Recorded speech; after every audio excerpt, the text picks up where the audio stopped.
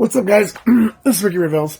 Live, no, I guess I'm not live, but here with the channel mess, actually, an epiphany. The Stepford wives.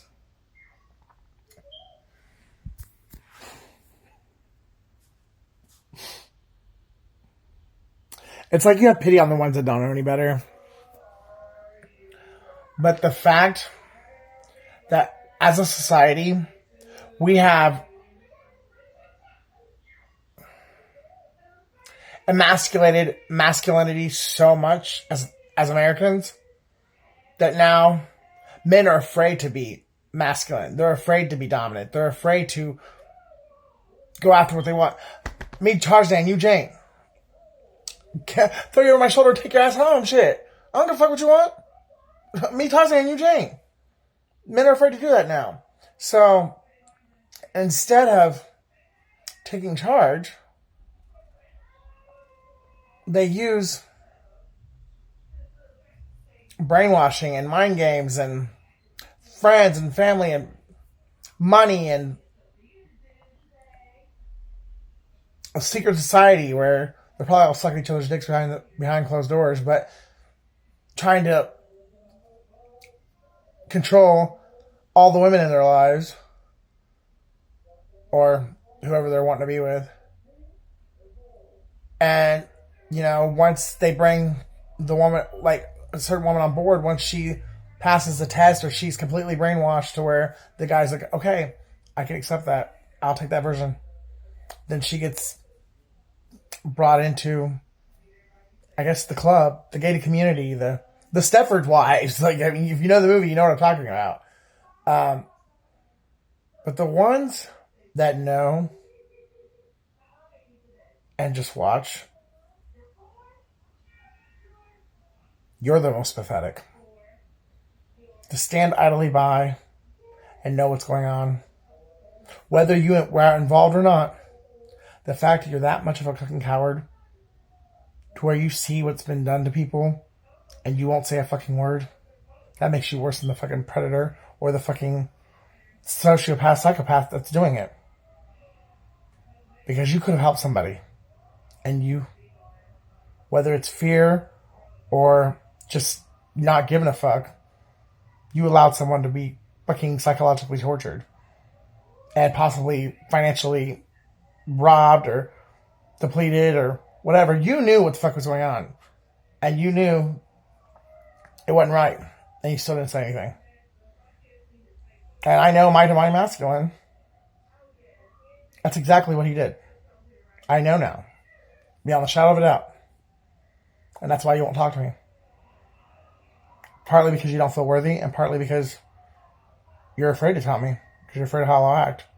If you really knew me, if you really knew yourself, you should know that I might cry.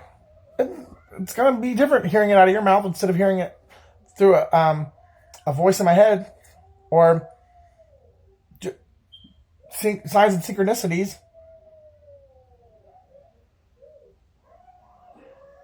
But guess what? It's what happened. It's the truth.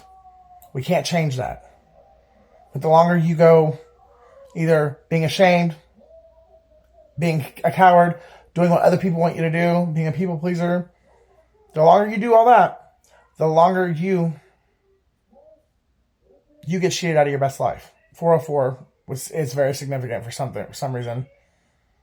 Because I got that earlier and I just happened to look up the clock right at the same time. 404 is significant. Maybe somebody lives in the 404 area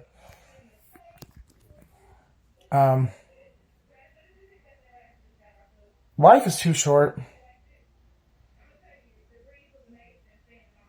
And who wants to look back when they're 80 years old on their deathbed wishing that they actually would have had the courage to live this life from love and not fear? Or live it from your own desires, your own adventures, your own imagination, the things that make you thrive, the things that make you get out of bed in the morning instead of someone else's. or trying to be a copycat, or trying to be in secret competition with somebody. What about the things on the inside of you? They're just as... May 11th, significant. Just saw it on the clock. They're just as important as yours. The only difference is the person that you're admiring, or the person that you're envious of, or the person that you're jealous of, they actually had the balls to take them from here and make them reality. And even if they didn't actually make them reality, they had the balls to try. That's what you're admiring. That's what you're jealous of. That's what you're envious of. But guess what? Your ideas, your desires, your passions, your creativity is just as awesome. It's just as amazing. The love that you share with a certain person is just as awesome, just as worthy, and just as valuable, and just as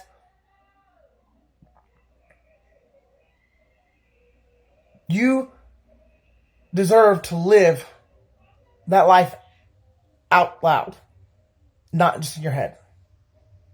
June 13th. Everyone else does it. You know? Well, the most dominant male in the family, or they're the patriarch, the matriarch, or the princess.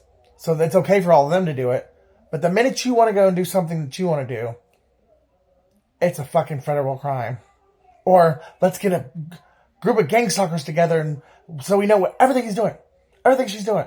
We'll know where they live at, where they work, what time they go check their mail, what time they're shitting, who they're having over to their house, who they're fucking, what they ate on Tuesday for breakfast. Let's put a camera in their home. Let's pay the people closest to them to get every bit of information that we can get, just so we can turn it around and try and use it against them. Bitch, you can't use something against somebody who don't give a fuck, and somebody who truly, genuinely gets the fact that the only person who can judge me, and it matters, and it affects my eternal salvation, is Jehovah. And Jehovah listens to Yeshua, not you. Not Susie Q down the street. And we're specifically told, seek out your own salvation through fear and trembling. And the ones of you that go off and pretend to be all hoity-toity, perfect, like, I don't do nothing wrong, or that was in the past, or, bitch, you still did it. And you learned your mistakes, or you didn't learn. And you're still doing it. You just pretend you're not to, so people won't look at you funny. Or they'll give you what you want. That is worse than someone who talks like this. Thou shalt bear false witness. So yeah, we're not supposed to be having adultery. We're not supposed to be doing fornicating. We're not supposed to be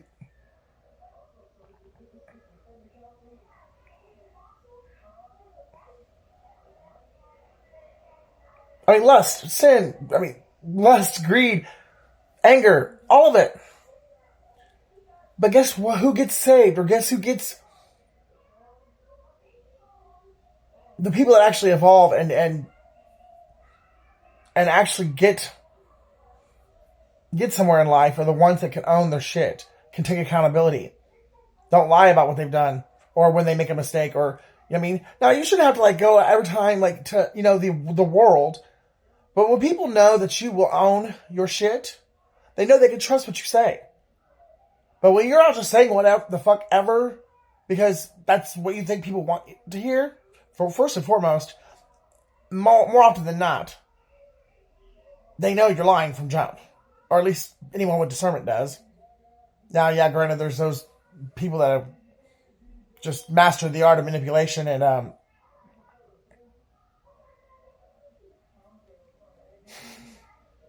seduction. So those ones are harder. But usually when you're lying and you're not speaking from a place of authenticity or logic, Because you got to think, you got to balance spirituality and practicality. If something you're saying doesn't make logical sense, and it doesn't,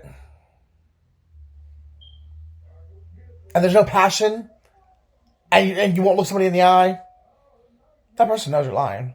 You're just wasting your time and their time, and God knows your heart, and He knows you're lying. And guess what? When you get to Judgment Day, He's going to be like, hey, remember when? And you're like, no, I didn't say that. You may not have said that out of your mouth, but you said it out in your heart. And God listens to the heart, not the mouth, not the tongue. Because just like, okay, when a Southern woman says, bless your heart. Now, everyone knows that bitch is saying you're fucking retarded.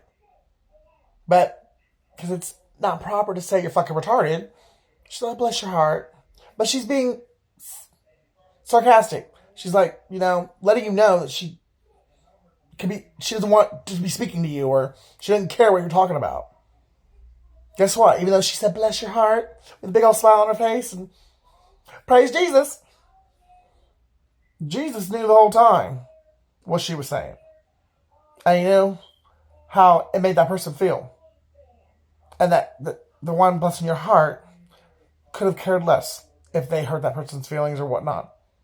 Now, granted, when you're brutally honest, yes, that sometimes hurts people's feelings. But usually when you're that brutally honest, you will apologize and you will explain, hey, I didn't know any other way to say it, and I didn't want to lie to you. I didn't want to sugarcoat it because I wanted to get through to you to help you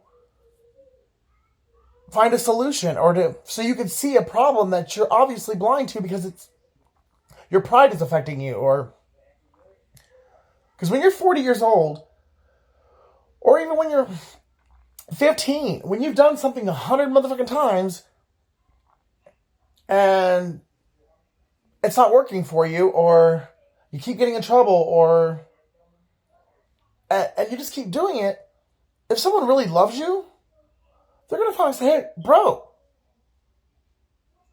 are you not getting the fact that you're going through this because you keep doing this? Or do you just not care? Because if you don't care, well, then I'll leave you alone. But if it's because you just can't see it, I really want to bring it to your attention and help you. But blessing your heart is not going to help you. Because blessing your heart's just like, I cannot believe this motherfucker can't get it. He's fucking retarded. Like, why is it so hard for him to get that? Well, maybe if you are sitting there asking yourself why it's so hard for him to get it, maybe you should ask him why it's so hard for him to get it, because he might actually need your help. Instead of just someone who smiles in your face, but secretly wants to take your place. Or smiles in your face and then goes behind your back and talks all kinds of shit and turns people against you, or steals from you, or beats your ass on a regular basis, or cheats on you on a regular basis. But yet, because they're nice in public and just they look the part, they sound the part, but no one goes home with you. Only the ones behind the closed doors know the truth. I promise you this. Anyone that's not being violent and not overly abusive, verbally abusive, but someone who swears and someone who actually speaks from the heart and someone who speaks truth, those people care. And those people are not going to, they will help you fix the problem, whatever they're going off on you about. It's the ones that oh, how cute. Yeah. Those are the ones that are your worst freaking enemies. Those are the people you should stay away from. Or someone that says,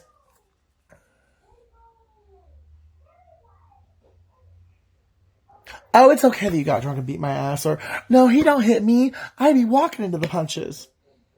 No, he's not gay. He just sucks dicks on his weekends with the yearly fishing trips. It's okay if he sucks his college friends' dicks 1 weekend a year. It's okay. No, bitch. If you're not okay with it, say something. And if he's not willing to change, then maybe you should find someone who doesn't want to suck dick once a week or once a year. Or somebody who will only be into you, and will never lie to you. Lack of communication and lying are the worst things you can do, especially in a marriage or a partnership. I mean, I guess really, yeah, any type, business or personal. Because once you lie to me, especially me, it's really hard for me to believe anything you ever say ever again. Especially if the lie was something stupid the first time. Like, if you had Cheerios for fucking breakfast, but you told me you had French toast, I'll probably never believe another fucking word you ever say to me. I won't argue with you about it, but I'll let you know, hey, I don't believe you. If you want to continue to tell me that story, that's fine. But just so you know, I don't believe you. And I'll let it at that. Because if you can't get that I don't believe you, and you still want to waste your breath, and still waste your time and mine, because God already knows what you're lying about anyway, so, and I can't judge you, He does. So why does it matter? Especially when I've already told you I know you're lying. Why waste that energy, that time, that effort? Because you're not helping anybody, and you're really hindering yourself. I know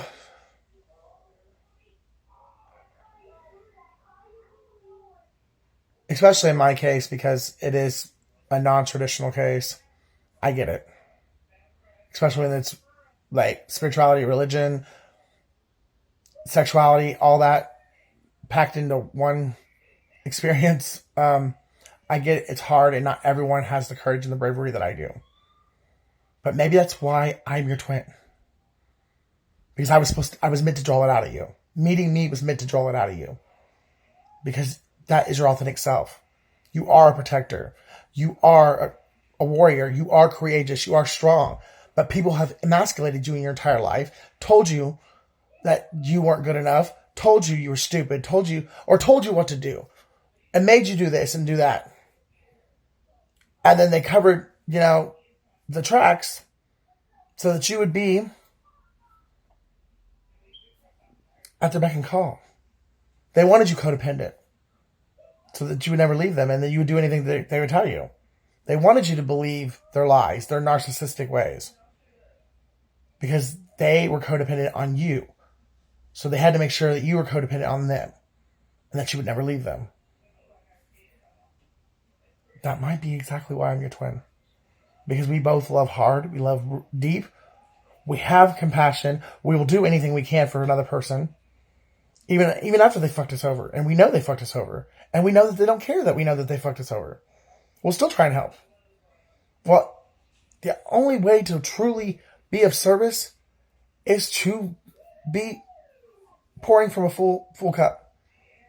And neither one of us are even half full at this point. And we're both still trying to serve other people. It's time for us to get together and put an end to this. Because there's a lot of people that deserve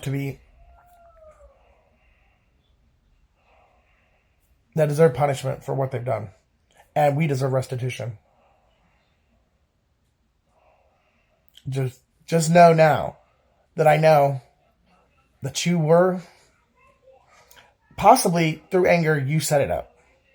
You actually set it up to have it done. But if you didn't have it set up, you knew that this person was going to do it and you did nothing to stop it. You actually watched it. And now you feel guilty about it. Because this person, who is a childhood friend, you've been friends your entire life, possibly brothers, still haven't really. You're either brothers, cousins, or friends since childhood. I do believe you guys have been lovers. But I've been lovers. I've been with both of you. I know that now too. One of you is an ex that I actually was in a relationship with, even though you probably would never admit that. And the other one is just somebody who I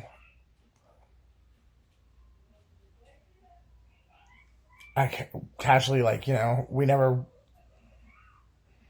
were official, but we, for quite a few years, would every so often the world would bring us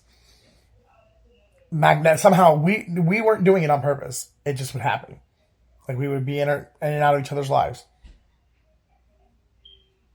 Well, I know one of you is my twin, and the other one is a jealous fucking copycat who tried to take my place. I'm pretty sure I know which one's which, but I'm not going to judge anything because I don't like judging people. I'm not judgmental. I know people make mistakes and things can look like, it can seem like there's something that they're not. So, you know where I'm at. The sooner you get to me, the sooner we can work this out, because also there's somebody else from my past that I've recently been talking to, and that's someone who I right now has a pretty good track record. Not saying they ever lied to me, but I don't know. I this person has never been around. I don't know. Trust not when they're all involved. But this person, as far as I know, has always been good to me. And I'm tired of waiting for someone who may never ever have the balls to look me in the face and say what they need to say. It's now or never.